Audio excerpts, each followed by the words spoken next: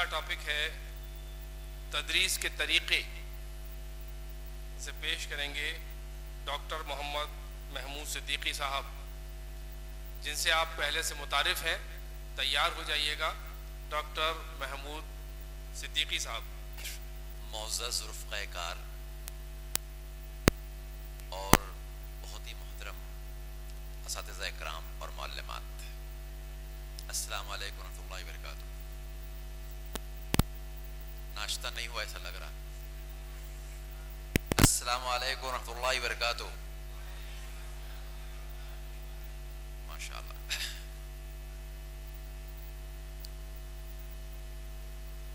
میرا عنوان ہے طریقہ ہے تدریس، میتھڈس آف ٹیچنگ۔ میں ایک مرتبہ اپنا نام دہرا دوں، میرا نام ہے محمد محمود صدیقی۔ کل میں نے 2 لیکچرز لیے تھے۔ پہلے لیکچر کا ٹاپک کون بتائے گا؟ کل میں نے جو پہلا لیکچر لیا تھا اس کا ٹاپک کیا تھا؟ جلدی سے بتائیے۔ کاپی کے صفحات نہ پلٹائیں، اپنے ذہن کے صفحات پلٹا کر بتائیں۔ جی، مثالی معلم کے اوصاف، qualities and characteristics of an ideal teacher. That was my first topic. ٹھیک ہے؟ پھر میں نے ایک دوسرا ٹاپک لیا تھا، وہ کیا تھا؟ Micro teaching. یاد آ رہا ہے نا آپ لوگوں کو؟ ایسا معلوم ہو رہا ہے کہ کتاب میں کاپی میں لکھ لکھ کر آپ بند کر کے رکھ دے رہے ہیں اس کو۔ ایسا مت کیجیے، اپنے ذہن کو کھلا رکھیے۔ اب اس وقت تیسرا جو موضوع ہے وہ ہے میتھڈس آف ٹیچنگ، تدریس کے طریقے، کن طریقوں سے تدریس کی جا سکتی ہے۔ میں ایک مثال سے اپنی گفتگو کا آغاز کرنا چاہوں گا۔ آپ میں سے اکثر لوگوں نے دیکھا ہوگا کہ بہت سارے لوگ جب بارش شروع ہوتی ہے، موسم شروع ہوتا ہے، تو پہلی برسات کا پانی اپنے ہاتھوں میں جمع کر کے اس کو پی جاتے ہیں۔ لوگ کیوں پیتے ہیں؟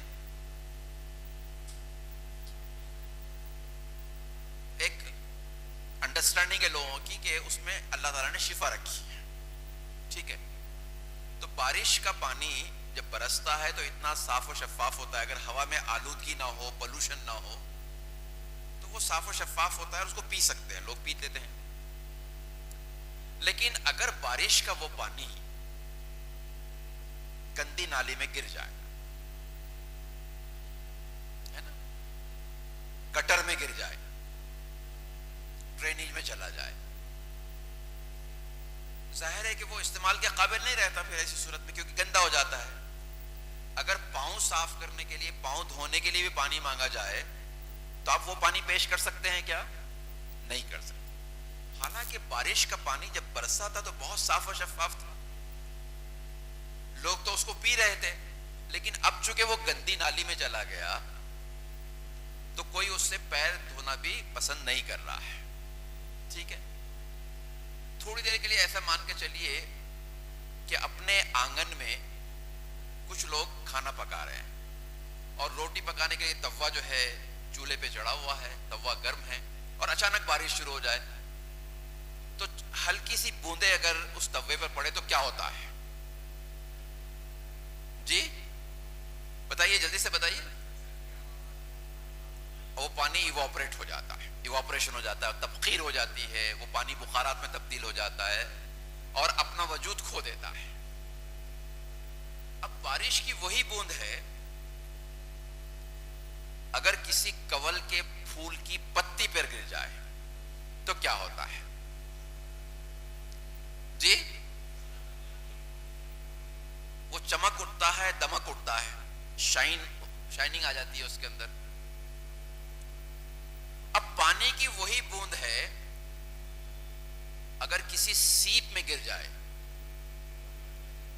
تو موتی بن جائے۔ بات سمجھ رہے ہیں نا؟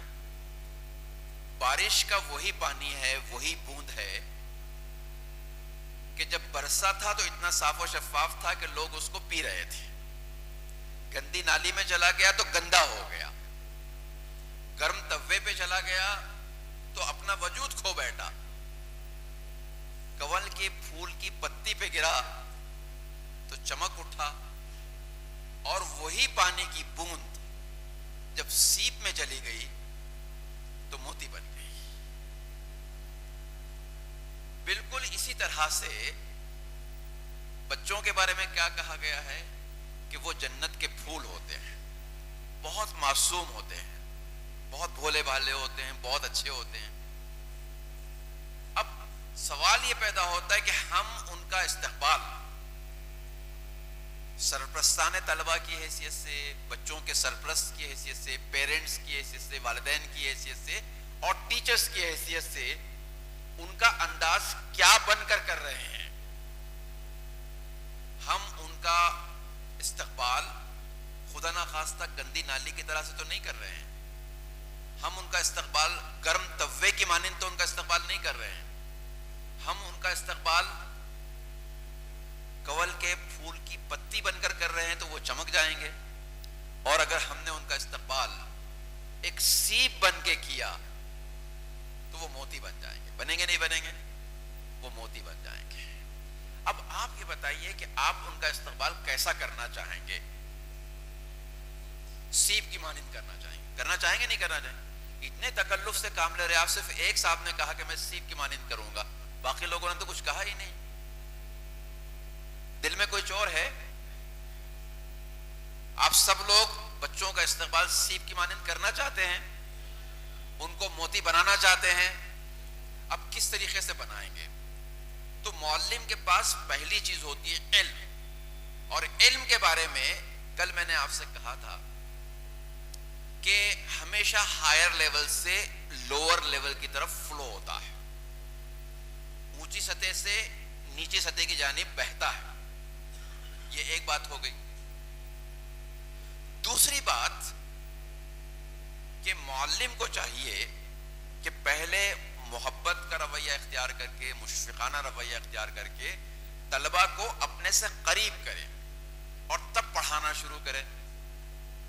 مشہور ماہر تعلیم اور ہندوستان کے سابق صدر جمہوریہ راشٹرپتی ڈاکٹر ذاکر حسین کا ایک قول ہے، اور بڑا پیارا قول ہے، کل مولانا نے اپنی تذکیر میں بھی اس کا استعمال کیا، کہ معلم کی کتاب زندگی کے سر ورق پر علم نہیں، محبت لکھا ہونا چاہیے۔ On the title page of the biography of a teacher, there should not be a word like knowledge, but it should be love. اگر love ہے، مشفقانہ رویہ ہے، بچوں کے تئیں محبت ہے، تو آپ بچوں کو اپنی جانب کشش کر پائیں گے۔ کمرہ جماعت میں وہ آپ کے سامنے آ کر زانو ادب طے کریں گے، وہ تیار بیٹھ جائیں گے کہ اب آپ پڑھائیے۔ تو پڑھانے کے لیے الگ الگ طریقے ہیں، کسی ایک طریقے کا نام بتا دیجئے۔ سب سے پاپولر طریقہ کون سا ہے پڑھانے کا؟ سب سے پاپولر، سب سے زیادہ جو لوگ استعمال کرتے ہیں وہ طریقہ کون سا ہے پڑھانے کا؟ جی، لیکچر میتھڈ۔ لیکچر میتھڈ کو اردو میں کیا بولیں گے؟ جی، تقریر کا طریقہ یا بیانیہ طریقہ۔ تقریر کا طریقہ یا بیانیہ طریقہ، مطلب اس میں بیان کرتا جاتا ہے۔ معلم کیا کرتا ہے؟ بیان کرتا ہے۔ استاد اپنے بیان کے ذریعے سے، اپنی تقریر کے ذریعے سے، اپنی گفتگو کے ذریعے سے جو سبق کا مواد ہے وہ طلبہ تک پہنچاتا ہے۔ تو یہ طریقہ صدیوں سے استعمال ہو رہا ہے۔ لیکچر میتھڈ کا استعمال صدیوں سے ہوتا چلا آ رہا ہے، آج بھی بہت ہی پاپولر قسم کا میتھڈ ہے، اور اس کی اپنی اہمیت ہے۔ اس کی سب سے بڑی خوبی یہ ہے کہ کم وقت میں آپ زیادہ معلومات طلبہ تک پہنچا سکتے ہیں، یہ اس کی سب سے بڑی خوبی ہے۔ لیکن ساتھ ہی ساتھ اس کی ایک سب سے بڑی خامی بھی ہے، اس کی ایک کمی بھی ہے، ڈی میرٹ بھی ہے۔ وہ کیا ہے بتائیے؟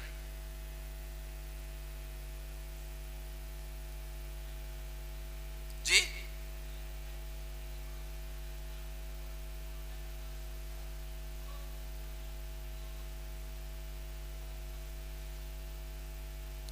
لیکچر میتھڈ کی سب سے بڑی کمی یہ ہے کہ طالب علم صرف سن رہا ہے. استاد محترم بیان کر رہے ہیں اور وہ سن رہا ہے, تو سنتے سنتے وہ پیسیو لسنر ہو گیا ہے. اس کا کوئی فعال کردار نہیں ہے, کوئی ایکٹیو رول نہیں ہے اس کا, وہ پیسیو ہو گیا ہے. اور ظاہر ہے کہ کتنا ہی اچھے انداز میں بیان کرے, ایک اسٹیج ایسی آئے گی کہ اس کی دلچسپی کم ہو جائے گی یا ختم ہو جائے گی. تو لیکچر میتھڈ کی سب سے بڑی پریشانی یہ ہے کہ بچوں کو پورے پیریڈ میں, پوری گھنٹی میں, آپ کا جو وقت دیا گیا 40 منٹ کا, 40 منٹ کی کلاس ہے, اس 40 منٹ میں بچے کو فعال رکھنا, ایکٹیو رکھنا ٹیچر کے لیے بہت بڑا چیلنج ہو جاتا ہے. یہ اس کی سب سے بڑی خامی ہے. اب لیکچر میتھڈ کے بعد اور کون سا طریقہ ہے بتائیے؟ کل میں نے ہلکا سا اشارہ کیا تھا, رائٹ کوشچن آنسر میتھڈ ہے, سوال و جواب کا طریقہ. اچھا ایک بات بتائیے کہ کلاس میں آپ سوال کرتے ہیں طلبہ سے؟ جی کرتے ہیں. اگر میں آپ سے یہ سوال کروں کہ طلبہ سے تدریس کے دوران آپ سوال کیوں کرتے ہیں, تو جواب دیجیے اس کا.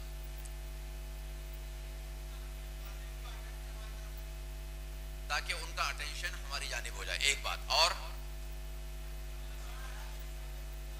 جتنا پڑھایا وہ سمجھ میں آیا نہیں آیا یہ دیکھنے کے لیے کرتے. جی اور بتائیے. وہ ٹیچنگ میں ایکٹیولی انوالو ہو جائیں اس لیے ہم کرتے ہیں. اچھا اور بتائیے. آپ کے سب جوابات صحیح ہیں, لیکن وہ جواب نہیں آ رہا ہے جو اس موقع پر مجھے چاہیے آپ سے.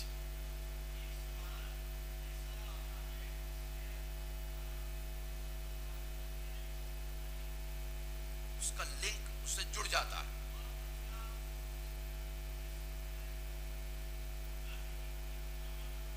اوکے, تو طلبہ میں کیوریوسٹی یا تجسس پیدا کرنے کے لیے ہم سوال کرتے ہیں. ٹھیک ہے, یہ بھی اچھی بات ہے.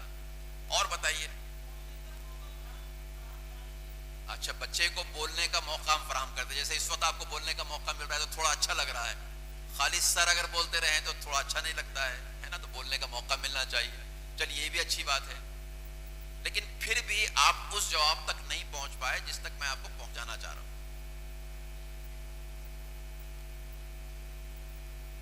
دھیان آکرشت کرنے کے لیے, دھیان توجہ, ٹھیک ہے, بہتر ہے.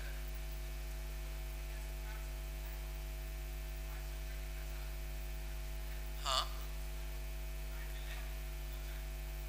وہ تو انٹروڈکٹری کوسچنس ہو گئے, صرف انٹروڈکٹری. میں کہہ رہا ہوں تدریس کے دوران, ٹیچنگ کے دوران آپ سوال کیوں کرتے ہیں؟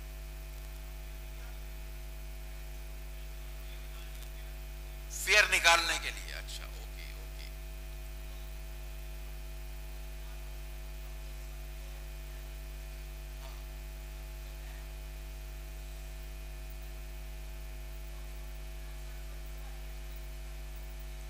نہیں یہ بات آپ بیان کر چکے, طلبہ کو اٹریکٹ کرنے کے لیے ہم سوال کرتے ہیں, یہ بیان کر چکے ہیں آپ.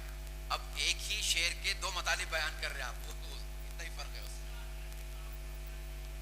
لرننگ آؤٹ کم جاننے کے لیے کتنا وہ سیکھ پایا ہے جاننے کے لیے, ٹھیک ہے, جانچ کے لیے. دیکھیے یہاں پر بعض ایسے لوگ بھی ہیں جنہوں نے ڈی ایل ایڈ یا بی ایڈ پروگرام یا جو بھی ٹریننگ ہے آپ کی, بی ٹی سی ٹریننگ کر رکھی ہے, لیکن پھر بھی ہماری پہنچ وہاں تک نہیں ہو پا رہی ہے. تدریس کے دوران سوال کرنے کا مطلب یہ ہے کہ سوال کے ذریعے سے تدریس کرنا. نہیں بات سمجھ میں آئی؟ We ask the question because we want to teach through our questions. ہم ان کا دھیان مبذول کرواتے ہیں, ٹھیک بات ہے. ہم ان کو الرٹ کرتے ہیں, یہ بات بھی ٹھیک ہے. ہم دیکھنا چاہتے ہیں کہ کتنا سمجھ میں آیا, کتنا سمجھ میں نہیں آیا, یہ بات بھی ٹھیک ہے. ہم اپنی جانچ کرنا چاہتے ہیں کہ میں اچھا پڑھا رہا ہوں کہ نہیں پڑھا رہا ہوں, یہ بات بھی ٹھیک ہے. لیکن سب سے اہم بات یہ ہے کہ during our teaching we teach through questions. We ask the questions to teach something. اچھا یہ بتائیے کہ سوال کی مدد سے پڑھایا جا سکتا ہے کیا؟ سوالات کی مدد سے پڑھایا جا سکتا ہے. کیسے؟ میں ایک مثال آپ کو دیتا ہوں. چھوٹے بچے ہیں, مان لیجیے کہ 5ویں درجے کے بچے ہیں، ان کو اینگلز، زاویے، کون، اس کی قسمیں نہیں معلوم ہے، اس کے پرکار نہیں معلوم ہے، اس کے ٹائپس نہیں معلوم ہے، ٹھیک ہے؟ تو ایک طریقہ تو یہ ہے کہ معلم یا معلمہ خود بیان کر دے کہ زاویے 3 قسم کے ہوتے ہیں. اگر کسی زاویے کی پیمائش، کسی اینگل کا میجرمنٹ 90 ڈگری ہو تو ہم اس کو رائٹ اینگل کہتے ہیں، زاویہ قائمہ کہتے ہیں. اگر اس کی پیمائش 90 سے زیادہ ہو تو ہم اس کو کون سا زاویہ کہتے ہیں؟ مور دین 90 آبٹیوز اینگل کہتے ہیں. اور اگر لیس دین 90 ہو تو ہم اس کو ایکیوٹ اینگل کہتے ہیں. ایک تو یہ کہ خود بیان کر دیں آپ، ہے نا. دوسرے یہ کہ آپ نے بورڈ پر زاویے بنائے، بچوں سے اس کی پیمائش کرنے کے لیے کہا. جیسے ایک زاویہ آپ نے بنایا،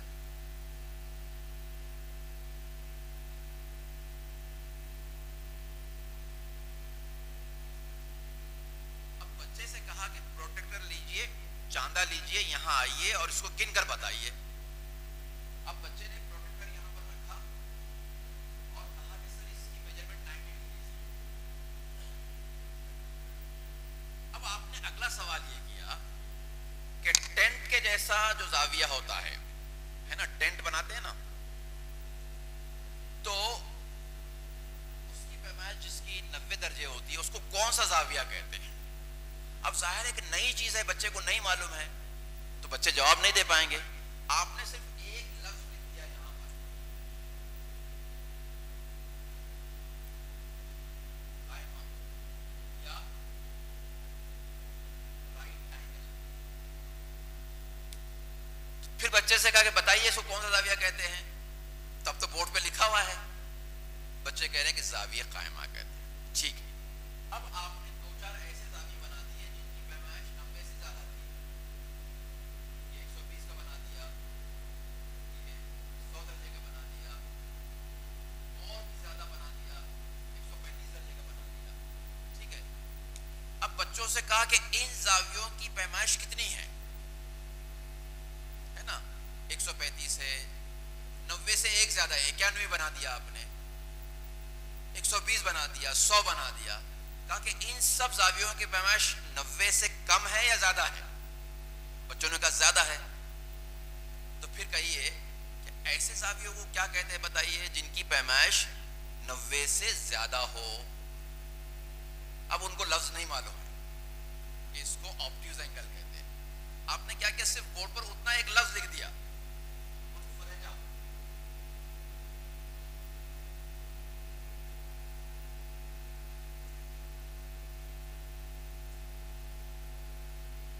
کہا کہ 90 درجے سے زیادہ پیمائش والے زاویوں کو کیا کہتے ہیں؟ انہوں نے کہا منفرجہ زاویہ کہتے ہیں. انہوں نے کہا آبٹیوز اینگل کہتے ہیں. ہو گئی بات ختم. اسی طریقے سے 90 سے کم والے کے لیے آپ نے نکال لیا ایکیوٹ اینگل کہتے ہیں یا زاویہ حادہ کہتے ہیں. پھر بچوں سے کہا کہ تو بچوں بتاؤ زاویوں کی کتنی قسمیں ہوئی؟ 3 قسمیں ہوئی. اب آپ نے تو نہیں بتایا نا، بورڈ پر دیکھ کر بتا رہے ہیں. ایک تو وہ جس کی پیمائش 90 درجے ہو، دوسرے وہ سب جن کی پیمائش 90 سے زیادہ ہو، اور تیسرے وہ سب زاویے جن کی پیمائش 90 سے کم ہو. کتنے ہو گئے قسمیں؟ 3 قسمیں ہو گئی.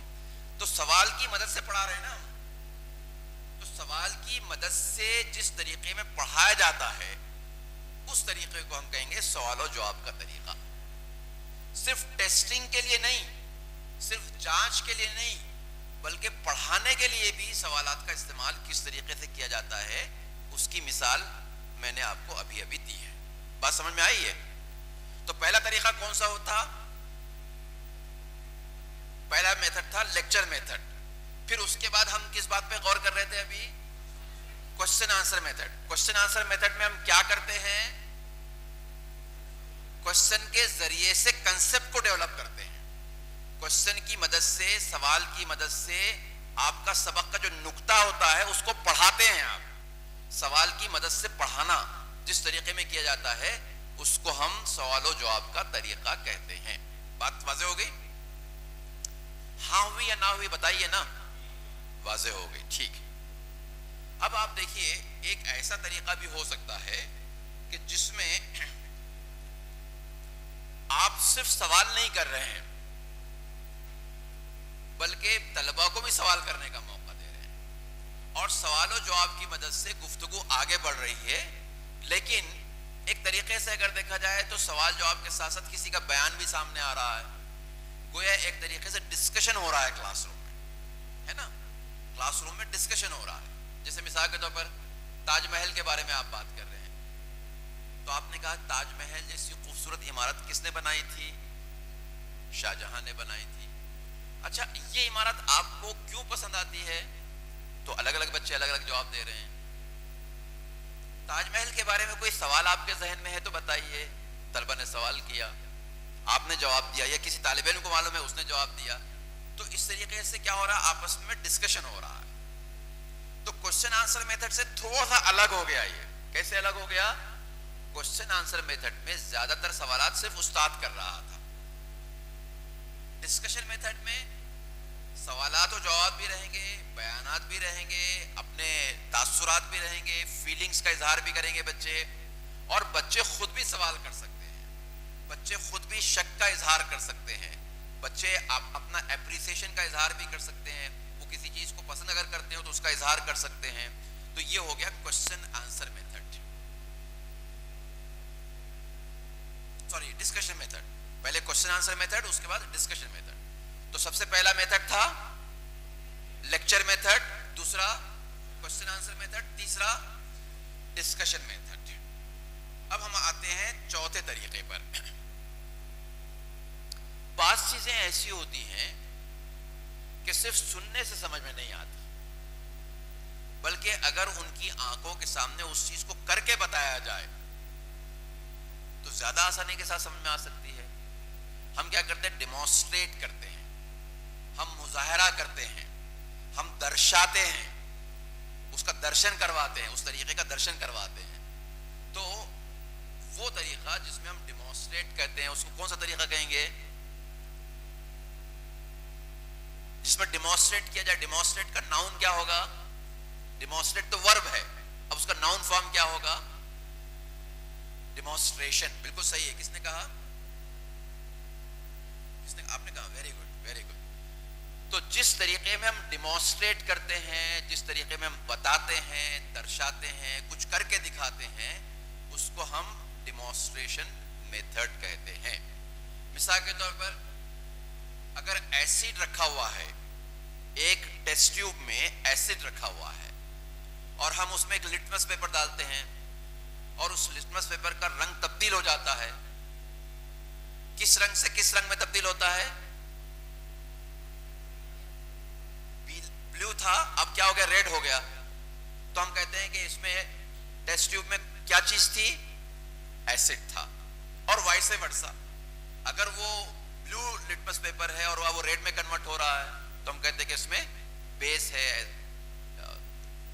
الکلی ہے. تو کہنے کا مطلب یہ ہے کہ جس طریقے میں ہم کچھ کر کے دکھاتے ہیں، ہے نا، جس طریقے میں ہم کچھ کر کے دکھاتے ہیں اس کو ہم ڈیمونسٹریشن میتھڈ کہتے ہیں. اب ڈیمونسٹریشن جب ہوتا ہے تو تمام طلبہ دیکھتے ہیں، تمام طلبہ سنتے بھی ہیں، ٹھیک ہے، لیکن کرنے کا موقع تو ان کو نہیں ملا. کرنے کا موقع کس کو ملا؟ صرف ٹیچر کو ملا. اب اس کے برخلاف آپ نے کیا کیا؟ ان بچوں کو کلاس روم سے اٹھایا اور لیبورٹری میں آپ لے کے چلے گئے. اب جو ایکسپیریمنٹ آپ نے ٹیبل پہ یہاں کر کے دکھایا تھا، اب سب کو کرنے کا موقع دے دیا آپ نے. اپنے اپنے ہاتھوں سے وہ ٹیسٹ ٹیوب میں رکھ کر وہ دیکھ رہے ہیں، خود ایکسپیریمنٹ کر رہے ہیں. تو چونکہ وہ ایکسپیریمنٹ کر رہے ہیں تو اس سے کون سا طریقہ بنے گا؟ ایکسپیریمنٹل میتھڈ یا ایکسپیرینشل میتھڈ، تجربی طریقہ، کہ جس میں ان کو انوالو ہو کے اپنے طور پر کچھ کرنے کا موقع ملتا ہے.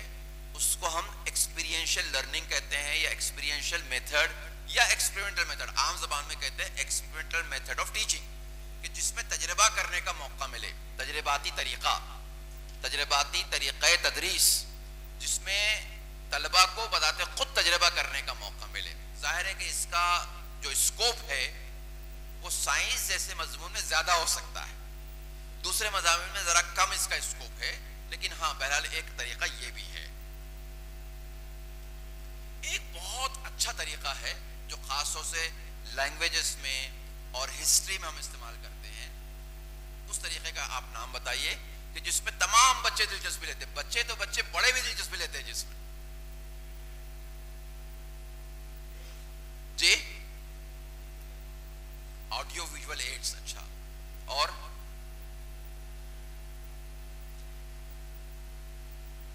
اس سے بھی آسان طریقہ، ایکٹیویٹی بیس میتھڈ میں کچھ نہ کچھ ٹیچنگ ایڈس کی ضرورت پڑتی ہے، اس سے بھی آسان طریقہ. Right, story telling, very good. قصہ گوئی کا طریقہ، اسٹوری ٹیلنگ میتھڈ ہے نا. کہانی کا طریقہ، آپ نے کیا کیا؟ ایک کہانی کے ذریعے سے اپنی بات پیش کر دی. اب کہانی کے طریقے میں سب سے بڑی خوبی یہ ہے، بہت مشہور ماہر تعلیم گزرے ہندوستان کے، ان کا تعلق گجرات سے تھا. ان کا نام ہے گجو بھائی بڑیکھا، اور ان کی جو کتاب ہے اس کا نام ہے دیو سپنا، دن کا خواب. وہ خواب جو آپ دن میں بھی دیکھتے ہیں. تو ان کی اس کتاب میں انہوں نے بتایا کہ انہوں نے جب ایجوکیشن آفیسر سے اجازت لے کر ایک کلاس کو چیلنج کے طور پر قبول کیا کہ چوتھے درجے کو میں پڑھا کر بتاؤں گا، تو ایجوکیشن آفیسر نے کہا کہ بھئی آپ تو جرنلسٹ ہیں، آپ تو صحافی ہیں، آپ پیپر میں لکھنے والے ہیں، آپ اچھے مضامین لکھتے ہیں، لیکن اپنے آفس میں بیٹھ کے لکھتے ہیں. وہ کام بہت آسان ہے. بچوں کو پڑھانا یہ ایک بہت بڑا چیلنج کا کام ہے. بچے بہت شریر ہوتے ہیں، بہت بات چیت کرتے ہیں، لڑائی جھگڑا کرتے ہیں. آپ کہاں پریشان ہوں گے؟ نہیں، آپ مت جائیے پڑھانے کے لیے. لیکن ان کا پیشن تھا، ان کے پاس جذبہ تھا، جوش و خروش تھا. انہوں نے کہا نہیں، میں تو پڑھانا چاہتا ہوں، مجھے پڑھانے کی اجازت دیجیے. اب پڑھانے کی اجازت لے کر وہاں چلے گئے. پہلی مرتبہ بچوں کو کہا کہ ایک دم میرے ساتھ سب لوگ ایک ساتھ ایک چیز بولیں گے، ایک ساتھ سانس لیں گے. اور سانس لینے کے ساتھ ساتھ انہوں نے اوم کہا، جیسا کہ ان لوگوں کے پاس طریقہ ہے. تو بچوں نے اوم، اب ہر بچہ آواز نکال رہا، اوم اوم، پوری کلاس میں وہی چل رہا. تو اب اوم کے ساتھ بچوں نے چلانا شروع کر دیا. پڑھائی رہ گئی. بہت مایوس ہوئے، کیا کرنا چاہیے. تو سب سے بڑا ہتھیار جو ان کے ہاتھ لگا سوچنے کے، غور و فکر کرنے کے نتیجے میں، انہوں نے کہا کہ مجھے کہانی بولنا چاہیے. اور جب کہانی سنانا شروع کیا تو سارے بچے انگراسڈ ہو گئے، اور وہ چاہتے تھے کہ ایک کے بعد دوسری، دوسری کے بعد تیسری کہانی وہ ٹیچر سناتا چلا جائے. اور کہانی کے ذریعے سے انہوں نے پڑھانا شروع کیا. کہانی کے ذریعے سے بڑے بڑے درس بچوں کو پڑھا دیے. کا طریقہ آپ دیکھیے کتنا لطف آتا ہے اس میں. میں ایک چھوٹا سا واقعہ آپ کو بتاتا ہوں. ترکی میں ایک چھوٹی سی بستی ہے، اس کا نام ہے فاراب. کیا نام ہے اس کا؟ فاراب. وہاں ابو نصر نام کا ایک لڑکا پڑھنے کے لیے آیا کہیں سے. تو ایک چھوٹا سا کمرہ کرائے سے لے کر وہاں رہتا تھا، اور بغل میں ہی استاد کا مکان تھا. استاد کے مقام میں روزانہ درس ہوتا تھا تو یہ وہاں چلا جاتا. استاد جو کچھ پڑھاتے یہ آ کر کتاب لے کر بیٹھ جاتا، اس کو پڑھتا، اور خوب ذوق و شوق کے ساتھ پڑھتا. پڑھنے میں اتنی دلچسپی تھی کہ رات دیر تک وہ پڑھتا رہتا. اب پڑھ رہا ہے، سبق کو یاد کر رہا ہے، پھر اگلی کتاب پڑھ رہا ہے، پھر کتاب پڑھتا جا رہا ہے. اب اس زمانے میں لائٹ تو تھی نہیں. جب لائٹ نہیں تھی تو لوگ کیسے پڑھتے ہوں گے؟ چراغ کی روشنی میں پڑھتے تھے. تو ایک مرتبہ چراغ کی روشنی میں وہ کتاب پڑھ رہا ہے، اور رات کے 2 بج رہے ہیں، اس کو وقت کا کچھ ہوش نہیں رہا، اور اچانک چراغ بجھنے لگا. چراغ بجھنے لگا تو اس نے کہا کہ اس کی بتی بڑھا دوں میں. تو تھوڑی سی بتی بڑھائی تو چراغ تھوڑی دیر کے لیے جلا، لیکن ایک دم بجھ گیا.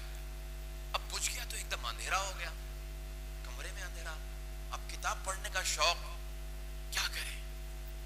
اس نے سوچا چلو باہر چلتا ہوں، ہو سکتا ہے کہ روشنی کی کوئی امید دکھائی دے. باہر گلی میں آیا تو گلی میں بھی سناٹا ہے، اندھیرا ہے، کچھ دکھائی نہیں دے رہا.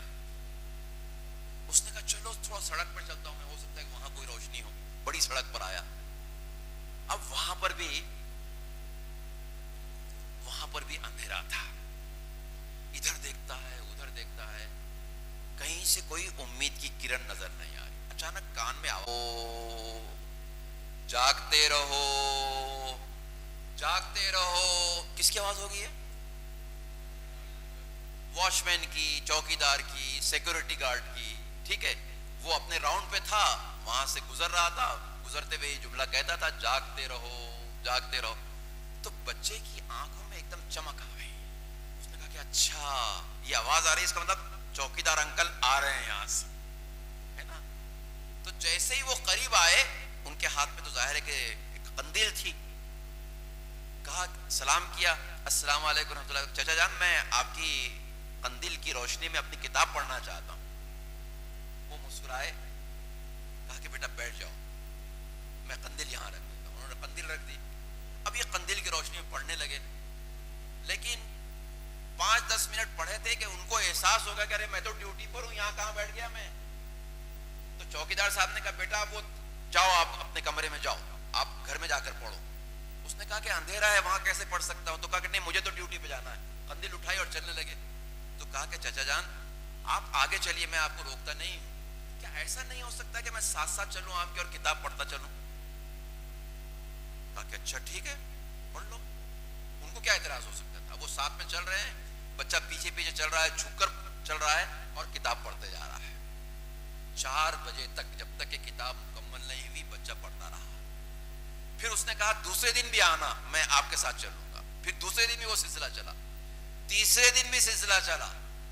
چوکیدار نے چوتھے دن ایک قندیل لے کر آیا اور کہا کہ بیٹا یہ قندیل لو, اس میں تیل بھی ہے, اپنے کمرے میں بیٹھ کے پڑھ لو.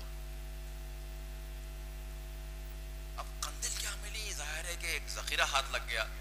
پھر جب ٹیوشن پڑھاتا تھا, پیسے جب آئے تو اس نے تیل بھی خریدنا شروع کر دیا اور وہ سلسلہ چلتا رہا. بچہ پڑھتا رہا, بچہ بڑھتا رہا, یہاں تک کہ اب لوگ سوال کرنے کے لیے اس کے پاس آنے لگے. وہ خود استاد بن گیا. اور آپ جانتے ہیں اس کا نام کیا ہوگا؟ تاریخ اس کا نام بتاتی ہے. اس کا نام تو تھا ابو نصر, لیکن فاراب کا رہنے والا تھا, تو وہ بن گیا ابو نصر فارابی. ٹھیک ہے. ایک قصہ اگر آپ قصے کے انداز میں سنائیں گے, ایک کہانی کے انداز میں سنائیں گے, تو وہ کہانی کلاس میں جادو جگا دے گی. سارے بچوں کو آپ انوالو کر لیں گے, اور انوالو کر کے پھر آپ جو پڑھانا چاہیں گے بچے بہت آسانی کے ساتھ پڑھ لیں گے. ٹھیک ہے. تو یہ ہے قصہ گوئی کا طریقہ. اس میں بڑی جان ہے, بڑی شان ہے, بڑی آن ہے. اگر آپ چاہیں تو اس کی مدد سے آپ بہت ہی افیکٹو انداز میں تدریس کر سکتے ہیں. یہ چند طریقے تھے جو میں نے آپ کے سامنے بیان کیے. اب اگر مطالعے کی بات کریں تو میرا مطالعہ کہتا ہے, ایک بڑا پیارا جملہ میں آپ لوگوں کو سناتا ہوں. لیکچر کا طریقہ اپنی جگہ پر, کوسچن آنسر میتھڈ اپنی جگہ پر, اسٹوری ٹیلنگ میتھڈ اپنی جگہ پر, demonstration method, discussion method, experiential method, یہ سارے میتھڈ اپنی جگہ پر. لیکن کسی بھی کلاس میں کسی ایک طریقے سے سارے سلیبس کی تکمیل ہو جائے کوئی ضروری نہیں ہے. الگ الگ طریقے اختیار کرنا پڑتا ہے. بعض مرتبہ ان طریقوں کو مکس کرنا پڑتا ہے. ٹھیک ہے. تو مکس کر کے بھی طریقہ اختیار کیا جا سکتا ہے. اور اسی لیے بڑا پیارا جملہ ایجوکیشن میں کہا جاتا ہے کہ every teacher should be the Columbus of his own method of teaching. کیا جملہ ہے؟ Every teacher should be the Columbus of his own method of teaching. Columbus کون تھا بتائیے؟ کیا دریافت کیا تھا اس نے؟ کولمبس وہ شخص ہے جو جس نے امریکہ کو دریافت کیا. ٹھیک ہے. تو جس طریقے سے کولمبس نے امریکہ کی دریافت کی تھی اپنی کوشش کی مدد سے, اس طریقے سے ہر ٹیچر کو اپنی کوشش کے ذریعے سے اپنے طلباء کے لیے, اپنے طلباء کو پڑھانے کے لیے, اپنے مضمون کو پڑھانے کے لیے, اپنی صلاحیتوں کو سامنے رکھتے ہوئے, طلباء کی سابقہ معلومات کو سامنے رکھتے ہوئے, ان کو پڑھانے کے لیے اپنا طریقہ تدریس خود دریافت کرنا چاہیے. یعنی اس کو اپنے طریقہ تدریس کا کولمبس خود بننا چاہیے. اپنے طریقہ تدریس کا دریافت کرنے والا, ڈسکورر, اس کو خود بننا چاہیے. اور ایسا طریقہ بنانا چاہیے کہ جس میں زیادہ سے زیادہ بچوں کو انوالو کر سکے، خود کو بولنے کے مواقع بھی ملے لیکن اس سے زیادہ بچوں کو بولنے کے مواقع ملے، بچوں کو کرنے کے مواقع ملے. ایکٹیویٹی بیس میتھڈ کی بات کوئی کر رہے تھے، کلاس میں سرگرمی کرنے کا موقع ملے، تو ایسا میتھڈ جو ہوتا ہے وہ بہت زیادہ افیکٹو ثابت ہو سکتا ہے جس میں تمام بچے انوالوڈ ہو جائیں. اس وقت آپ لوگ انوالوڈ ہے کہ نہیں ہے؟ آپ لوگ انوالوڈ ہے نا؟ ارے آپ لوگ تو اتنے انوالوڈ ہو گئے کہ ہاں بولنا بھی نہیں آ رہا آپ لوگوں کو. انوالوڈ ہو گئے نا، ماشاءاللہ. بس ایسا ہی طریقہ آپ ایجاد کیجئے. میری نیک دعائیں، نیک تمنائیں آپ کے ساتھ ہیں. بہت شکریہ. السلام علیکم.